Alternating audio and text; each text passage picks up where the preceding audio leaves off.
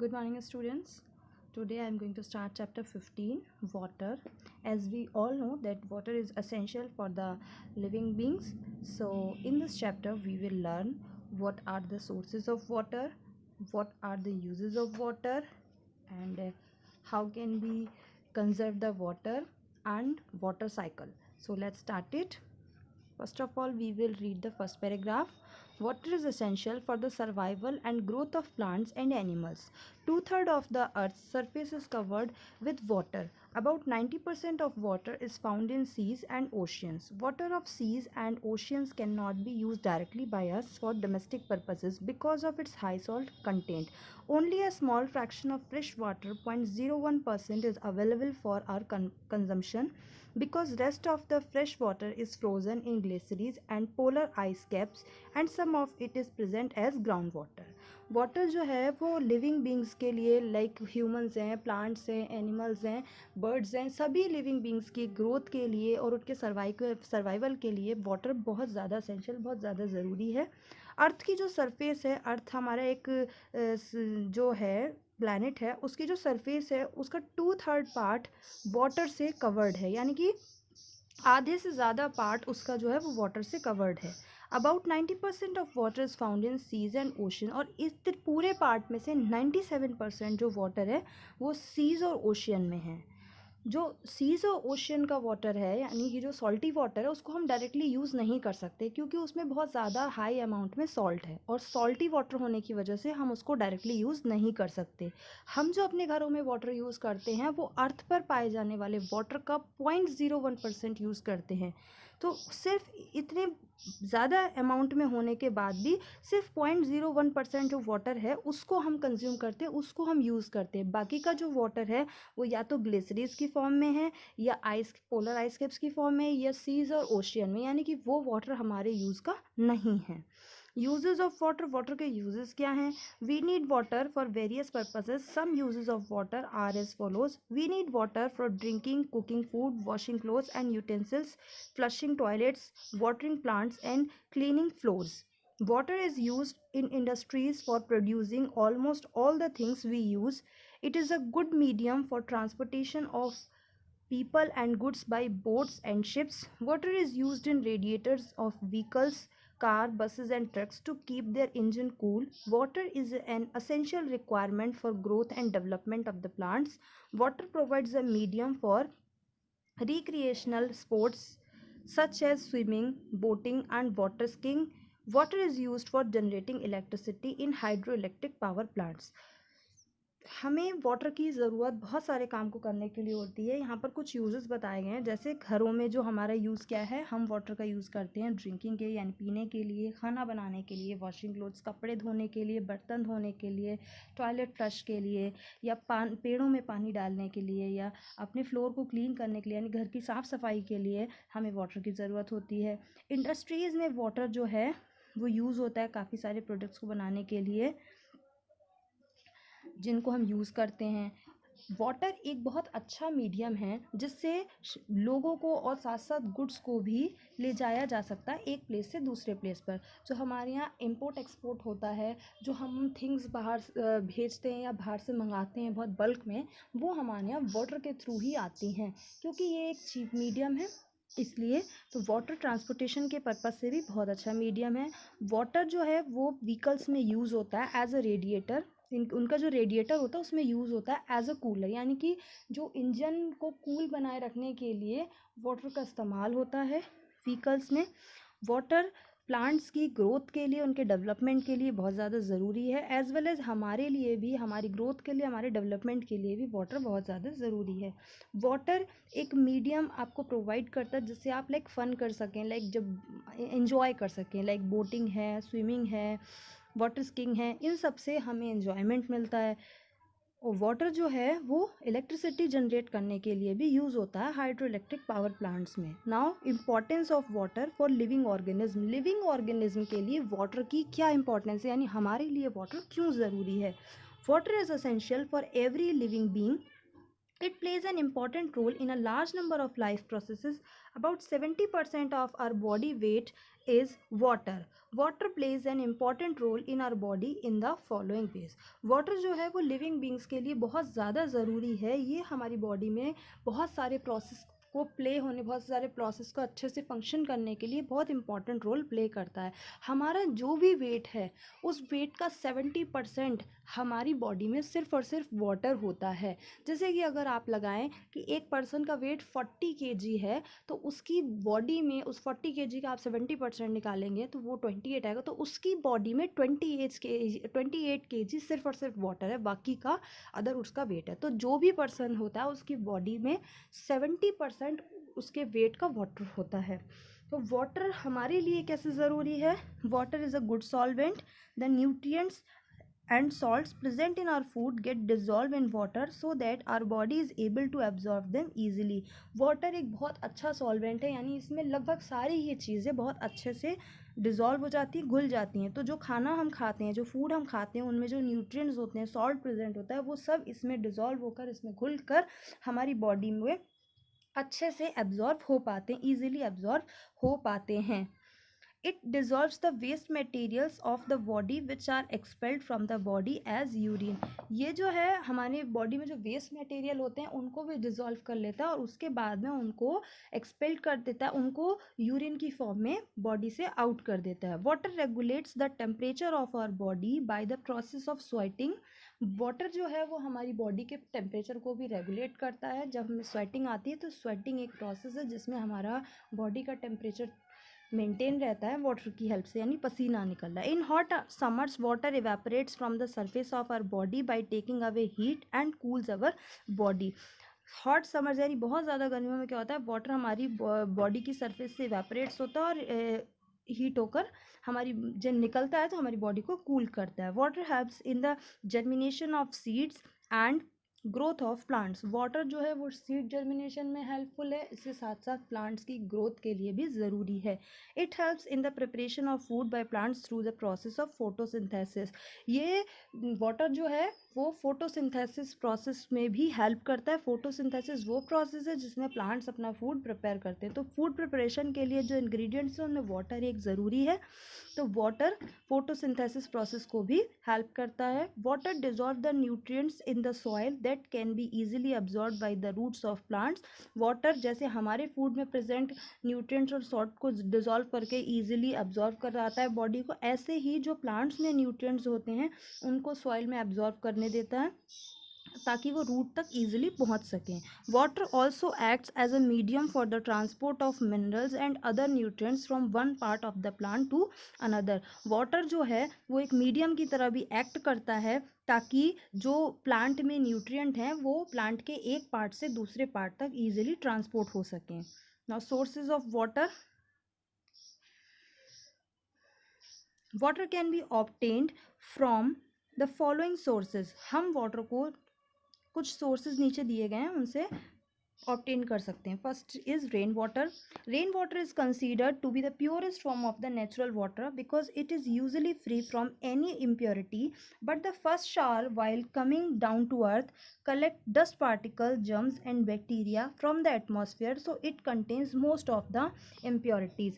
Rain water को सबसे ज़्यादा प्योरेस्ट फॉर्म के रूप में कंसीडर किया गया, यानी ये माना गया कि रेन वाटर जो है वो सबसे ज़्यादा प्योर वाटर होता है क्योंकि ये नेचुरल वाटर होता है, ये आसमान से गिरता है, तो इसमें किसी भी तरीके की कोई इम्प्योरिटी नहीं होती है. लेकिन जो फर्स्ट शावर होती है यानी जो पहली बारिश होती है, जब वो हमारी अर्थ पर गिरती, पहली बारिश होती है तो अर्थ की सरफेस पर गिरती है, तो जो डस्ट पार्टिकल होते हैं एटमॉस्फेयर में, जो बैक्टीरिया होता है वो सब उसमें मिल जाते हैं, तो एक तरीके से वो भी इम्प्योरिटी हो जाती है उसमें.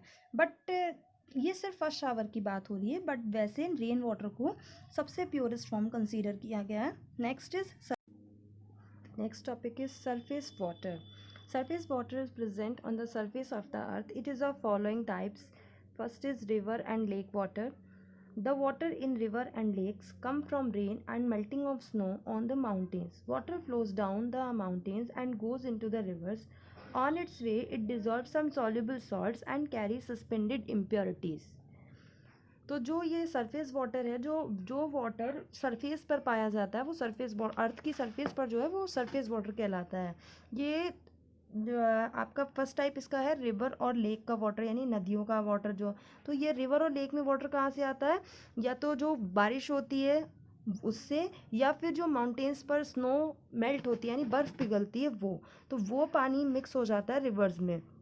जब ये वाटर जो है वो माउंटेन से फ्लो करता हुआ बहता हुआ नदियों में मिक्स होता है तो इसमें बहुत सारी इम्प्योरिटीज़ डिज़ोल्व हो जाती हैं, जिससे ये impure नहीं रहता है। It contains harmful materials that are discharged into river by factories and also sewage from our cities।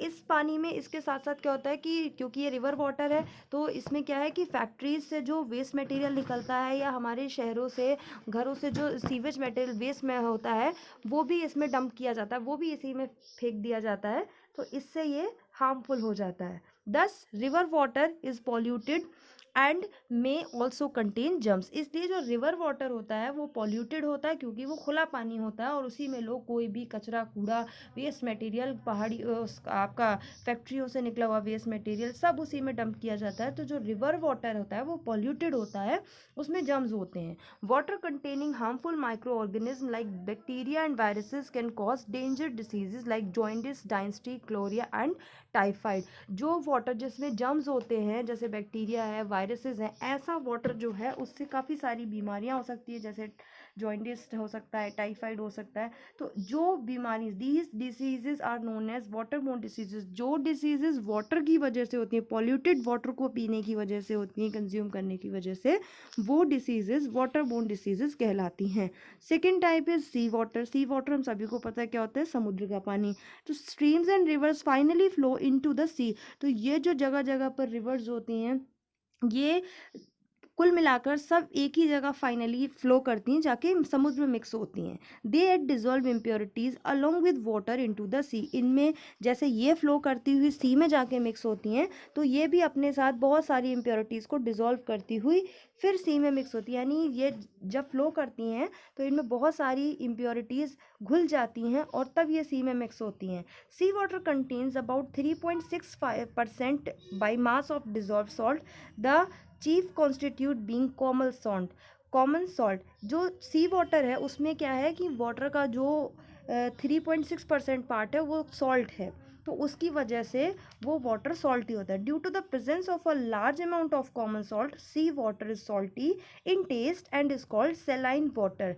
इतने ज़्यादा सॉल्ट के डिज़ोल्व होने की वजह से जो सी वाटर होता है वो टेस्ट में कैसा होता है, सॉल्टी होता है, नमकीन होता है, खारा होता है, इसलिए उसे हम सेलाइन वाटर भी कहते हैं, यानी खारा पानी। Being highly saline the sea water और ocean water is not fit for drinking और for other purposes like agriculture और इंडस्ट्रियल नीड्स। क्योंकि बहुत ज़्यादा सॉल्टी होने की वजह से सी वाटर या ओशियन वाटर जो है वो हमारे यूज़ में नहीं आता, ना हम उसे ड्रिंकिंग के लिए यूज़ कर सकते हैं, ना हम उसे एग्रीकल्चर में यूज़ कर सकते हैं, ना हम उसे इंडस्ट्रीज़ में यूज़ कर सकते हैं। क्यों? क्योंकि वो बहुत ज़्यादा सॉल्टी होता है, उसमें बहुत हाई अमाउंट में सॉल्ट डिज़ोल्व होता है। नेक्स्ट है अंडरग्राउंड वाटर और subsoil water. Some of the rain water that falls on the seeps through the soil and goes down under the surface of the earth. Ultimately, this water is stopped by the some hard non-porous rocks and collected there. This reservoir of water collected over the hard non-porous rock below the surface of the earth is called the groundwater और underground water। एक हमने आपको पढ़ाया surface water जो अर्थ की surface पर होता है और एक अर्थ की सरफेस के अंदर चला जाता है। कुछ जो पानी होता है जैसे जब रेनिंग होती है तो क्या होता है कि जहाँ पर आपकी सॉइल होती है, मिट्टी होती है, वहाँ पर पानी एब्जॉर्ब कर लिया जाता है। तो जब बहुत ज़्यादा रेनिंग होती है तो वो पानी भरा रहता है काफ़ी टाइम तक, तो वो वाटर होता है वो आपका जो है सॉइल के थ्रू नीचे चला जाता है, अर्थ की अंदर चला जाता है, अंदर सरफेस में। तो और ये जो पानी है आपका ये नॉन पोरस रॉक्स के थ्रू वहाँ कलेक्ट हो जाता है। तो ये जो वाटर है जो हार्ड नॉन पोरस रॉक्स के नीचे कलेक्ट होता है इसको हम ग्राउंड वाटर कहते हैं या अंडरग्राउंड वाटर कहते हैं, या ग्राउंड के नीचे कलेक्ट होता है इसलिए। तो the level of ground water is called water table. वो लेवल ग्राउंड वाटर का वो लेवल जहाँ पर वाटर है वो वाटर टेबल कहलाता है। Now come to the next page. आप इसे समझ सकते हो। देखो फिगर बनाया, उसमें क्या है कि क्लाउड से पहले रेनिंग होती है, रेनिंग होके सॉइल पे ये पानी आ रहा है और यही वाटर जो है वो एब्जॉर्ब होके नीचे जा रहा है। जो हमें स्काई ब्लू लेयर दिख रही है ये हमारा अंडरग्राउंड वाटर है। तो ये और नॉन पोरस रॉक्स के ऊपर है जस्ट, इसके बाद देखो नीचे नॉन पोरस रॉक्स हैं। तो ये आपका अंडरग्राउंड वाटर है। Now come to the next page. Ground water is pumped out by the digging wells deep enough to reach the water table. At some places, water comes out from the ground in the form of springs due to high pressure inside. It is called spring water. जो ground water है वो बहुत ज़्यादा digging यानी बहुत कुएं खोद कर उसको खुदाई करके उसको पंप किया जाता है, प्रेशर से बाहर निकाला जाता है। कुछ प्लेसेस पर क्या होता है, ये वाटर जो है ग्राउंड से स्प्रिंग की फॉर्म में आता है। क्यों? क्योंकि बहुत ज़्यादा हाई प्रेशर लगाया जाता है। तो जो स्प्रिंग्स की वजह से आता है उसको हम क्या कहते हैं, स्प्रिंग वाटर कहते हैं। Water of springs and well is filtered through different layers of soil, so there are no suspended impurities in it. ये जो वाटर आपको मिलता है, जो आपका पम्प्ड करके निकाला जाता है या स्प्रिंग्स के थ्रू निकाला जाता है, इस वाटर को कई लेयर्स से फिल्टर किया जाता है और उसके बाद क्योंकि ये बहुत बार फिल्टर किया जाता है तो ये जो है इसमें बहुत कम इम्प्योरिटी होती है, मतलब ना के बराबर। इसमें इस तरीके की इम्प्योरिटी नहीं होती जो रिवर वाटर में होती है। नेक्स्ट इधर राइट कॉलम में देखिए, हैंड पम्प्स और tube wells are also use to pump out ground water. This ground water is use for household, agriculture and industrial purposes. जो ग्राउंड से वाटर पंप किया जाता है वो हैंड पंप की वजह हेल्प से, ट्यूब वेल्स की हेल्प से या स्प्रिंग्स की हेल्प से ग्राउंड वाटर को निकाल लिया जाता है। क्योंकि ये वाटर कई बार फिल्टर्ड होता है तो इसलिए इस वाटर को हम हाउस होल्ड यानी घर के कामों में यूज़ कर सकते हैं, एग्रीकल्चर में यूज़ कर सकते हैं और इंडस्ट्रियल पर्पसेस से भी यूज़ कर सकते हैं। From where do we get water? पानी जो है वो हमें कहाँ से मिलता है? From where do you get water that you use? आप जो वाटर यूज़ करते हैं वो आपको कहाँ से मिलता है? You may say we get water from taps. तो हमारा क्या रिप्लाई होगा कि हम तो जो है टैप यूज़ करते हैं, टैप से पानी निकल, लेकिन उस टैप में वो पानी कहाँ से आता है ये हमने कभी सोचा है? Have you ever wondered where water in this tap comes from? कि इस टैप के अंदर पानी कहाँ से आता है? Water that we get from taps come from a lake और अ रिवर। जो टैप से हम पानी यूज़ करते हैं वो पानी कहाँ से, किसी रिवर से या लेक से आता है। Water from natural sources contain many impurities. जो हमारे वाटर के नेचुरल सोर्सेज हैं उनमें बहुत सारी इम्प्योरिटीज़ होती हैं।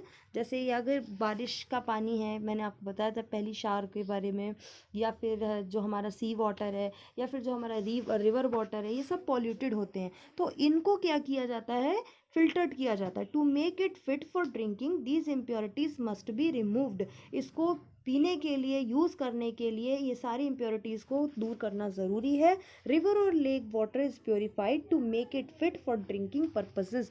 रिवर का या लेक वाटर दोनों जो हैं वो प्योरीफाई किए जाते हैं ताकि उनको ड्रिंकिंग पर्पस के लिए यूज़ किया जा सके।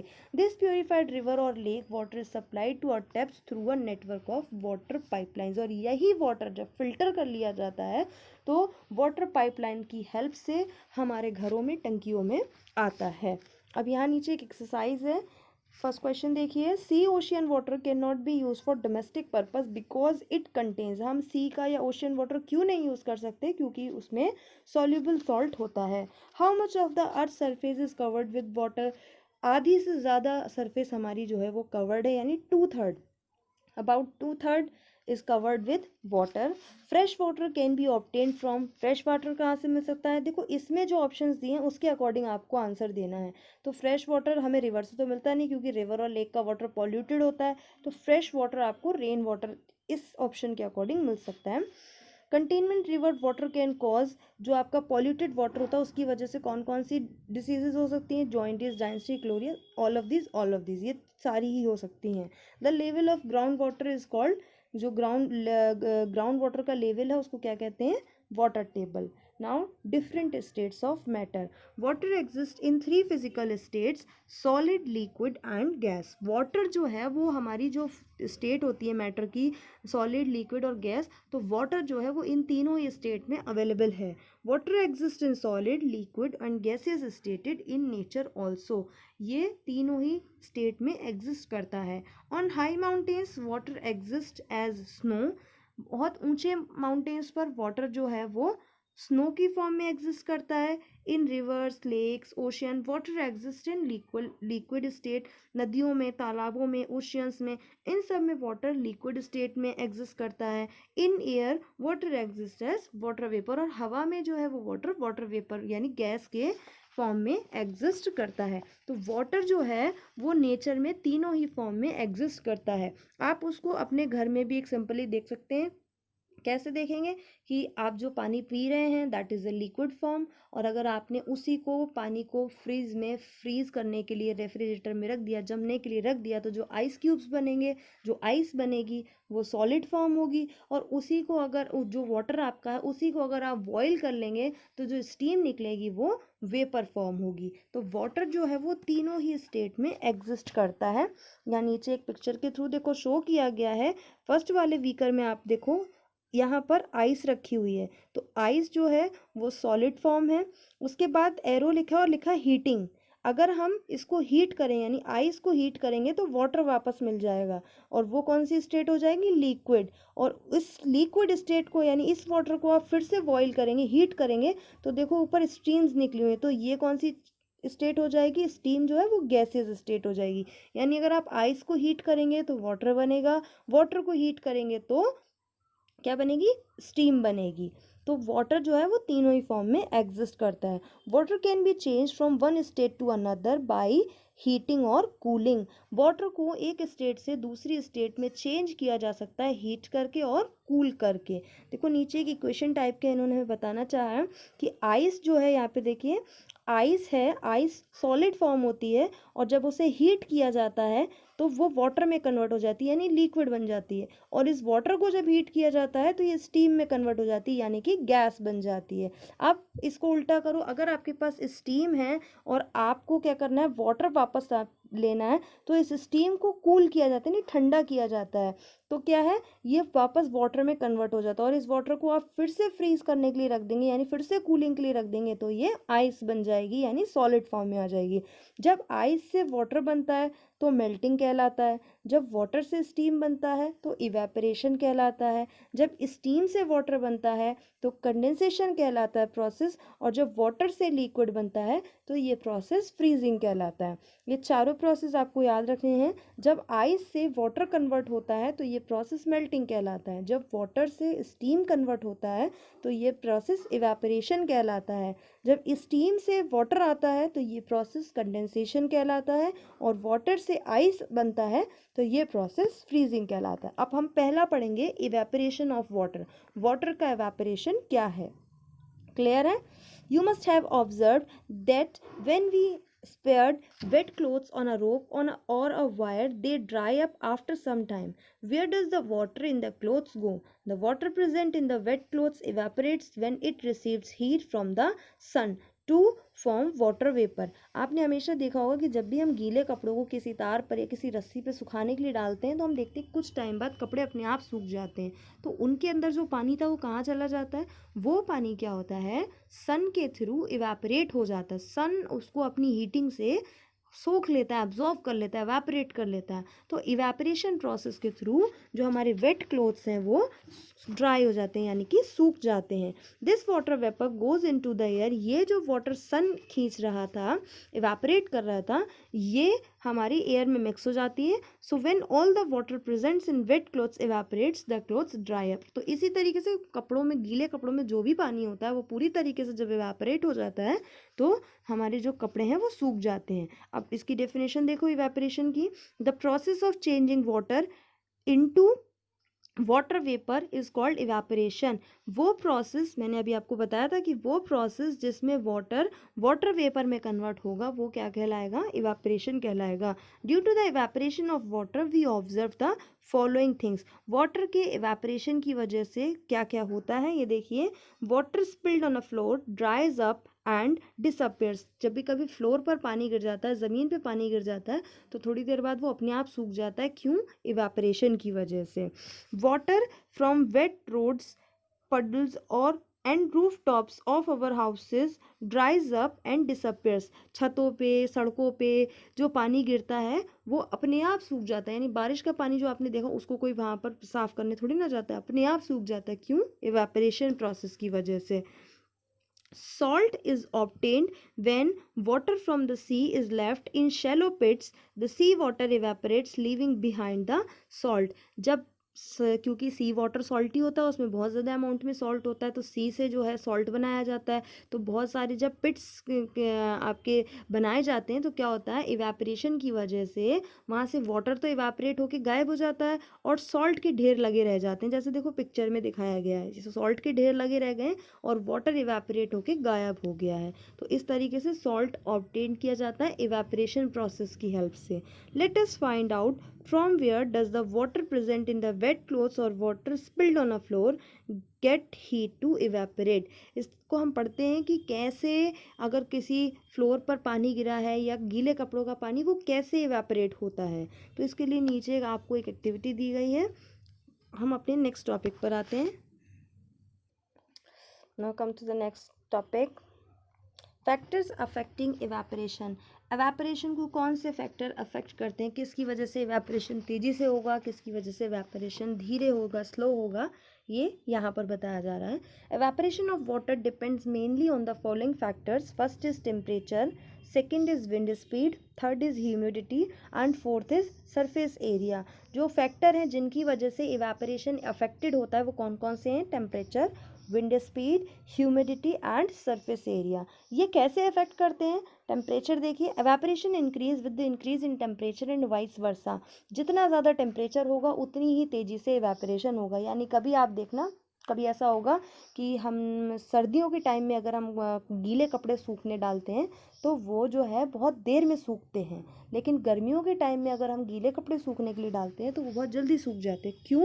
क्योंकि गर्मियों के टाइम में सन बहुत तेज़ी से निकलता है, तो टेम्परेचर बहुत ज़्यादा होता है, तो कपड़े बहुत जल्दी सूख जाते हैं। और सर्दियों के टाइम में क्या होता है, सन जो है वो धीमे निकलता है। धीमे का मतलब जो सन रेज आती हैं हमारे पास वो हल्की आती हैं, तो इसलिए इवेपोरेशन प्रोसेस धीरे होता है। तो जितना ज़्यादा टेम्परेचर होगा उतनी ही जल्दी इवेपोरेशन होगा।